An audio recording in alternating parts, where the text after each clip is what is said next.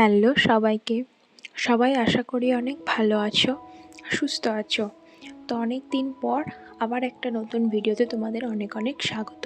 ভিডিওটা দেখে হয়তো বুঝতে পারছো যে সেই অনেক দিন আগে জন্মাষ্টমী প্রস্তুতির যে ব্লগটা শেয়ার করেছিলাম তারই পরবর্তী পর্ব, অর্থাৎ জন্মাষ্টমী রাতে যা যা হয়েছিল তারই একটু অংশ। এবার আমার তো ক্লাস, পড়া এসবের জন্য ভিডিও এডিটই করতে পারি না, তাই তোমাদের সাথে আমার বেশিরভাগই শর্টস শেয়ার হয়। বড় যে ব্লগগুলো হয় সেগুলো শেয়ার করতেই পারি না, জমেই থাকে। তো আজকে একটু সময় বের করে এডিট করেছিলাম, তাই তোমাদের সাথে শেয়ার করতে পারছি। তো প্রথমেই তো দেখলে সিংহাসনটা সাজিয়েছি, যেটা আগের ব্লকে সাজানোটা তোমাদের সাথে দেখিয়েছিলাম। তারপর মা যা যা লাগে গন্ধের ডালাতে সব সাজাচ্ছিল, আর আমি এদিকে ঠাকুরের যে বস্ত্র, পাকড়ি, তারপর যে সমস্ত গয়না ছিল সেগুলো সব থালার মধ্যে সাজিয়ে সাজিয়ে রাখছিলাম। তো বেশিরভাগই নতুন গয়না, কিছু হয়তো আগের ছিল। আর এই বাঁশি, পায়ের মল, এগুলো এবারে নতুন ভগবানের। আর তারপরে দেখো আমি যে সকালবেলাতে সাজিয়েছিলাম আতুর ঘর, মোটামুটি সবই তো দিনের বেলায় কমপ্লিট হয়েই ছিল। টুকটাক যেগুলো ছিল সেগুলো ভালো মা আমি মিলে সাজিয়ে নিচ্ছিলাম। মা পদ্মটা ফুটিয়ে দিল, তারপর আমি সমস্ত রকম মিষ্টান্ন একটা থালার মধ্যে সাজিয়ে নিয়েছিলাম।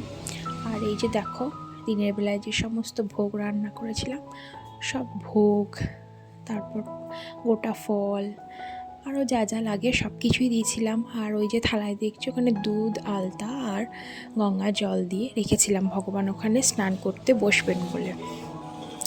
তারপর তো ঠাকুরমশাই চলে এসেছিলেন পুজো করবার জন্য। দেখো পুজো হচ্ছে। পুজোর সময় আমি আর বেশি কথা বলবো না, তোমরা মন দিয়ে পুজোটাই একটু ছোট্ট ছোট্ট ক্লিপিংসের মাধ্যমে দেখে নাও।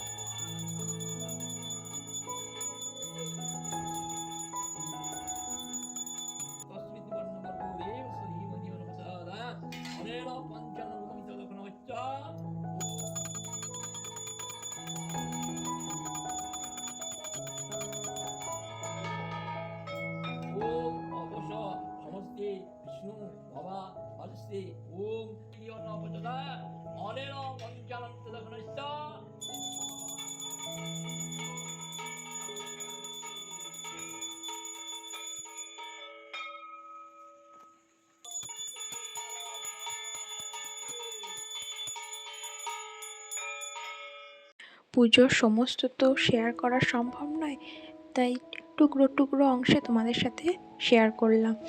আর স্নানের পর ভগবানকে সমস্ত গয়নাগুলো পরিয়ে দিচ্ছিল।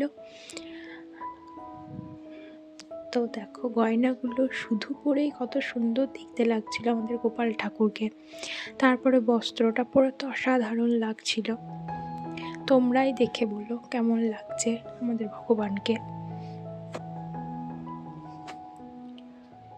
আর এই যে যখন সাজায় না ঠাকুরমশাই, তখন আমার খুব ইচ্ছা করে ভগবানের গায়ে হাত দিয়ে সাজাই, কিন্তু পাই না।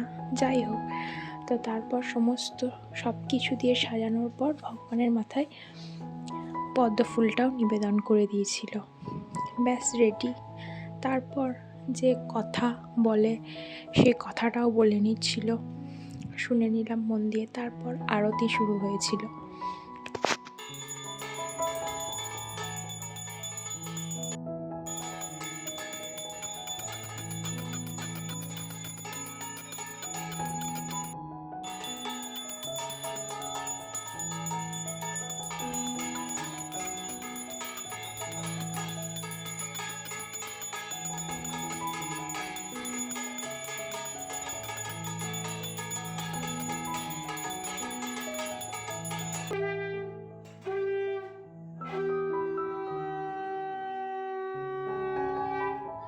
পরপর সব কিছু দিয়ে আরতি হয়ে যাওয়ার পর পুজো তো শেষ।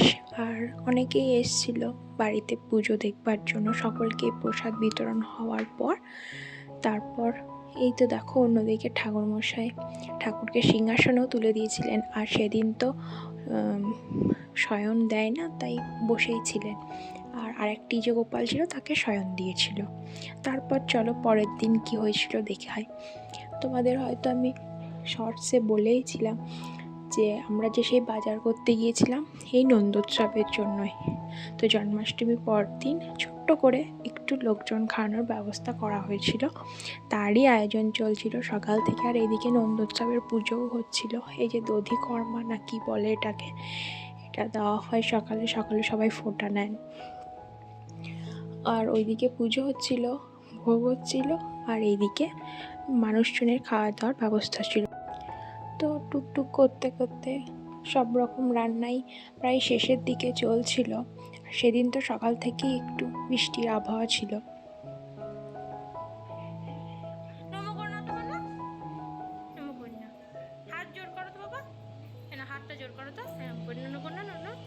আর এই যে দেখো আমাদের আরু রানী, মানে এই চ্যানেলের দিঠি, সেও চলে এসেছিল সকালবেলায়।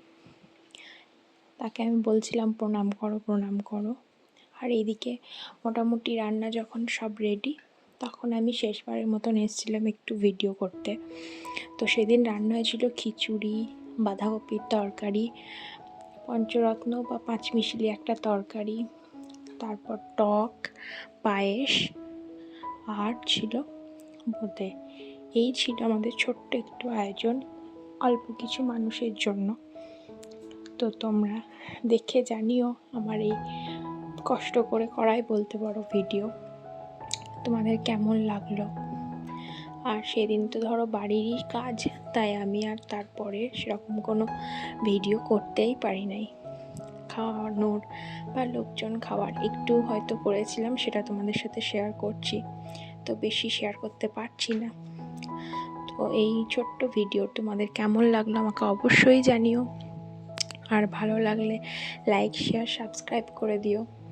টাটা, সকলে অনেক ভালো থেকো, সুস্থ থেকো, আর দেখা হবে একটা পরে ভিডিওর সাথে। চলো আজকের মতন টাটা।